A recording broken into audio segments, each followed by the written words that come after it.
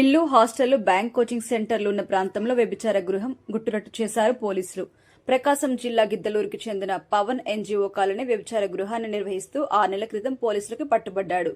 అయినా తీరు మార్చుకోలేదు. మళ్లీ విద్యార్థులు, నిరుద్యోగులను టార్గెట్ చేసి బ్యాంక్, కోచింగ్ సెంటర్, హాస్టల్స్ ఉన్న ఎన్జీఓ కాలనీలోని లలితానగర్లో వ్యభిచార గృహాన్ని పెట్టి గుంటూరు, నెల్లూరు ప్రాంతాల నుండి యువతులను పిలిపించి వ్యభిచారం చేసేవాడు. ఈ సమాచారం అందడంతో 2 టౌన్ సీఐ అక్షర్ భాష సిబ్బందితో దాడి చేశారు. 4 యువకులు, 4 యువతులను అదుపులోకి తీసుకున్నారు.